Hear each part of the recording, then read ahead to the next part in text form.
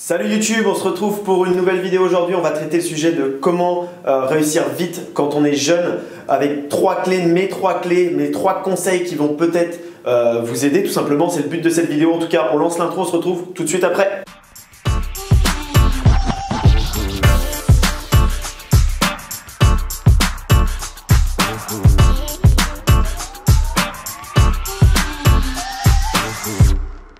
On se retrouve, je ne sais pas quel âge tu as, je ne sais pas quelle fréquentation, je ne sais pas quel milieu social tu fréquentes, mais en tout cas je pense que ce sont des règles absolues et tout va passer d'abord, première clé, c'est les fréquentations.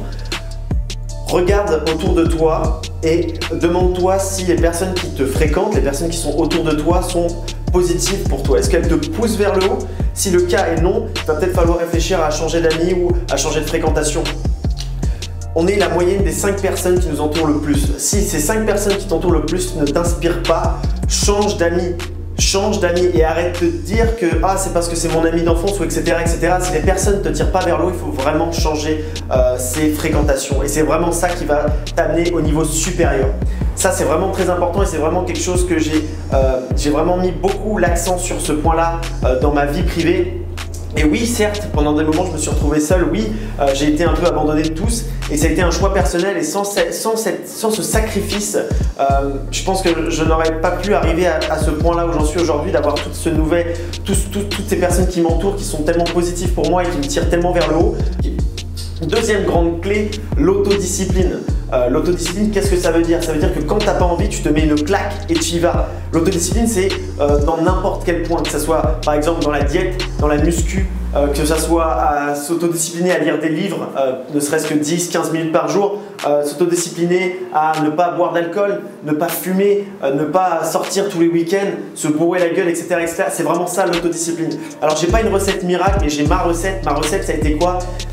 Arrêtez d'être un petit peu, on essaye d'être un petit peu comme ça ou essayer de faire des efforts, je vais arrêter la cigarette, juste essayer de diminuer, etc. Non, pour moi, la seule solution, c'est d'être radical pendant un certain laps de temps. Moi, j'ai été radical avec l'alcool pendant 1 an et demi. Là, je reprends doucement quelques verres de temps en temps en resto, en soir, quand on sort avec des copains, mais ça reste très raisonnable, très contrôlé. Si j'ai un conseil pour vous, soyez radical dans vos changements. Arrêtez de dire je vais y aller progressivement. Non, ça marche pas. Ça, c'est pour les personnes qui se trouvent des excuses, etc. Soyez vraiment radical, que ça soit dans tout ce que vous entreprenez, dans toutes les décisions. Vous savez, toutes les résolutions que vous prenez en début d'année, de se dire je vais pas faire ça, je vais arrêter de faire ci, je vais arrêter de faire ça. Sauf que vous le faites 1 semaine, 2 semaines, et puis au final, c'est mort. Si vous dites ok, je vais au gym, allez-y tous les jours.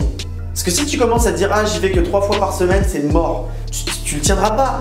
Vas-y tous les jours et au moins tu te dis pas le matin je vais peut-être ne pas y aller. Non, tu y vas tous les jours, c'est tout. La diète c'est pareil, si tu vas faire les courses et que tu commences à acheter des barres chocolatées, t'es mort. Parce que dans ton frigo il va y avoir des barres chocolatées, dès que tu auras envie de barres chocolatées, tu vas savoir qu'il y a dans ton frigo, mais t'es mort. Tu vas les bouffer tes barres.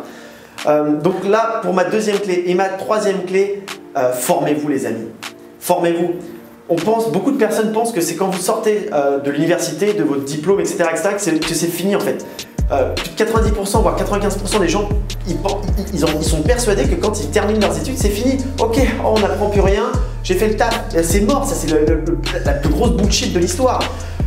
Quand vous avez terminé votre formation ou peu importe, même si vous n'en avez pas fait, formez-vous. Formation en ligne, le contenu qu'on a sur YouTube c'est incroyable les amis. On a une quantité de bouquins, je les ai juste devant mes yeux dans ma bibliothèque qui est sur le posé. Lisez les amis, lisez. Il y a tellement de bouquins qui peuvent vous tirer vers le haut et compte qu'il y a des écrivains qui ont écrit des livres de leur biographie qui leur expliquent comment ils en sont arrivés à leur succès actuel. Et il y a des gens qui préfèrent regarder encore Les Princes de l'amour ou Les Télé-réalités de merde.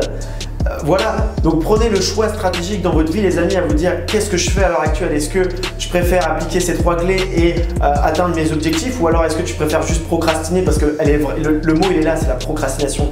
Beaucoup de personnes ont envie de faire les choses et très peu de personnes se bougent le cul et se sacrifient pour pouvoir atteindre ces choses-là. Alors est-ce que tu as envie de vivre 40 ans de travaux forcés ou 5 ans de prison? C'est ça la question. 5 ans de prison pour 40 ans de travaux forcés. Moi je préfère prendre les 5 ans de prison les amis. Travaillez dur, défoncez-vous et soyez surtout autodisciplinés, fréquentation et formation, formez-vous et ça c'est pour moi les 3 clés les plus importantes pour persévérer et pour tout simplement performer.